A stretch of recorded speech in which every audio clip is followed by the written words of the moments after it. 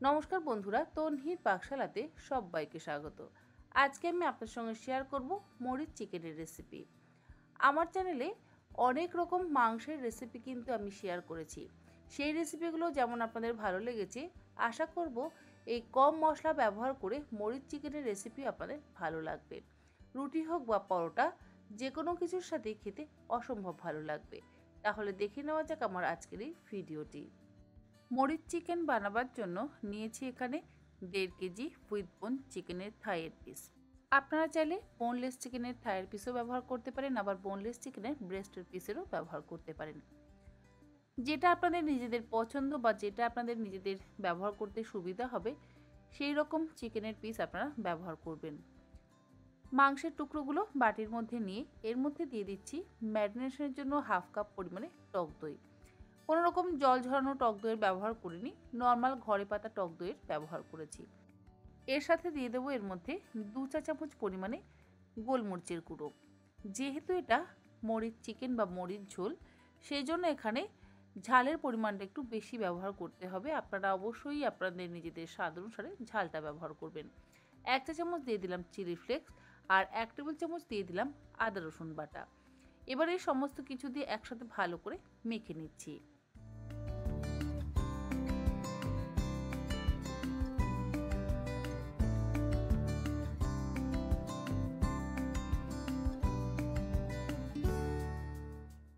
সমস্ত কিছু দিয়ে ভালো করে মেখে নেওয়া হয়ে যাওয়ার পর 15 মিনিট আমি এইভাবেই রেখে দেব। আপনারা চাইলে 30 মিনিটও রাখতে পারেন, আবার চাইলে 1-2 ঘন্টাও রাখতে পারেন।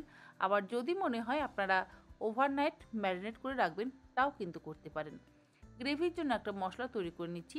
3টে ছোটো সাইজের পেঁয়াজ চৌকো টুকরো করে কেটে নিয়ে দিয়ে দিলাম এর মধ্যে 10 কোয়া রসুন আর 1/2 ইঞ্চির থেকেও একটু কম পরিমাণে আদা। রসুন, আদা এবং পেঁয়াজ একসাথে বেটে নিলাম। এর মধ্যে কিন্তু কাঁচা লঙ্কার ব্যবহার করিনি, কাঁচা লঙ্কা আমরা পরে ব্যবহার করব। রান্নাটা করবার জন্য কড়াইতে দিয়ে দিচ্ছি 3 টেবিল চামচ পরিমাণে সর্ষের তেল। সর্ষের তেলের বদলে আপনারা চাইলে সাদা তেলেরও ব্যবহার করতে পারেন। তেল গরম হয়ে যাওয়ার পর পেঁয়াজ, আদা, রসুন বাটাটাকে দিয়ে একসাথে ভালো করে কষিয়ে নেব, গ্যাসের ফ্লেমটাকে মিডিয়ামে রেখে। মিনিট 5-6 সময় ধরে ক্রমাগত নাড়াচাড়া করে মশলাটাকে কষিয়ে নিচ্ছি।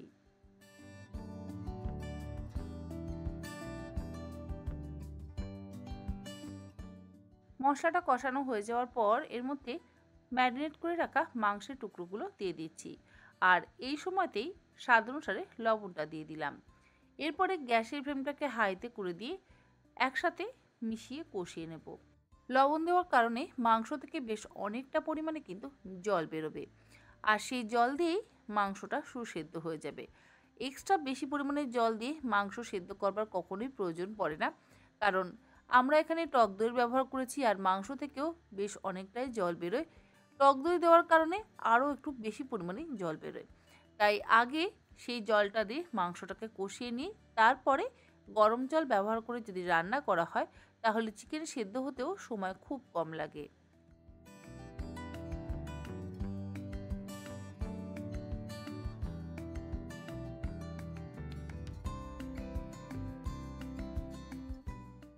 এই রান্নাতে কিন্তু খুব কম উপকরণ লাগে।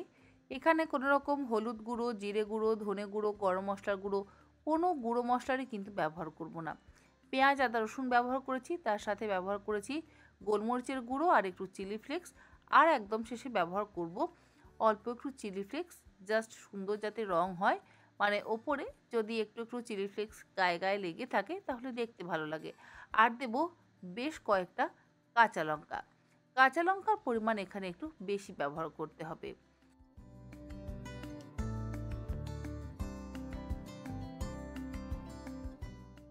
পুরো রান্নাটাই হবে কিন্তু লো টু মিডিয়াম ফ্লেমে।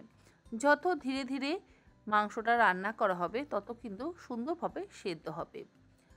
মাংস তো যথেষ্ট ভালোভাবে কষানো হয়ে গেছে, আর কষাতে কষাতেই মাংস একদম সুসেদ্ধ হয়ে গেছে। তবে একদম শেষে এর মধ্যে দিয়ে দেব বেশ কয়েকটা কাঁচা লঙ্কা। এখানে আমি কাঁচা লঙ্কা ব্যবহার করেছি 12টা। আপনারা আপনাদের নিজেদের পরিমাণ মতন কাঁচা লঙ্কা কিন্তু ব্যবহার করবেন। গোলমরিচের গুঁড়ো, চিলি ফ্লেক্স আর কাঁচা লঙ্কা দিয়ে কিন্তু এই রান্নাটা হচ্ছে, তাই জন্য এই রেসিপিটার নাম হচ্ছে মরিচ চিকেন। তবে আপনারা অবশ্যই আপনাদের নিজেদের পরিমাণ মতন লঙ্কা, গোলমরিচের গুঁড়ো আর চিলি ফ্লেক্স ব্যবহার করবেন। মাংসটা কষিয়ে নেওয়া হয়ে যাওয়ার পর এর মধ্যে 1 কাপ পরিমাণে গরম জল ব্যবহার করলাম। জলটা দেওয়ার পর এবার একসাথে ভালো করে মিশিয়ে নিচ্ছি। চাইলে আপনারা এর মধ্যে গরম জলের বদলে দুধেরও ব্যবহার করতে পারেন, কিন্তু আমি আর দুধের ব্যবহার করছি না। দুধ দিলে সাধারণত একটু রিচ বেশি হয়ে যায়, সেই জন্য হালকার মধ্যেই আমি রান্নাটা সেরে ফেললাম।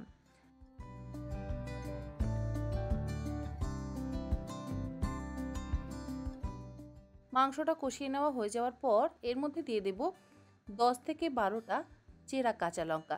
কাঁচা লঙ্কাগুলোকে আমি লম্বালম্বি করে চিড়ে নিয়ে নিই, মাঝখান থেকে আড়াআড়িভাবে টুকরো করে কেটে নিয়েছি।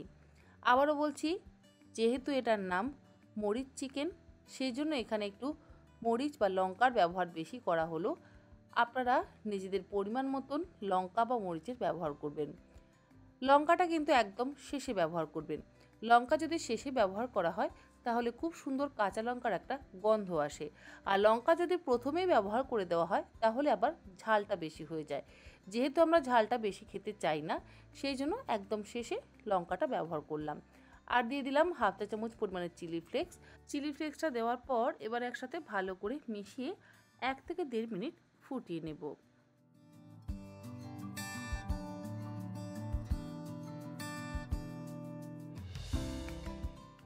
গ্রেভিটা যেহেতু খুব বেশি পাতলা হয়েছে, সেই জন্য আমি একটা বাটির মধ্যে 1 চা চামচ পরিমাণে ময়দা নিয়ে নিলাম, আর তার মধ্যে দিয়ে দিলাম অল্প পরিমাণে একটু জল। ময়দার জলটা খুব ভালো করে মিশিয়ে নেব। তারপরে এই ময়দা গোলা জলটা আমরা দিয়ে দেব চিকেনের মধ্যে, মানে মরিচ চিকেনের মধ্যে।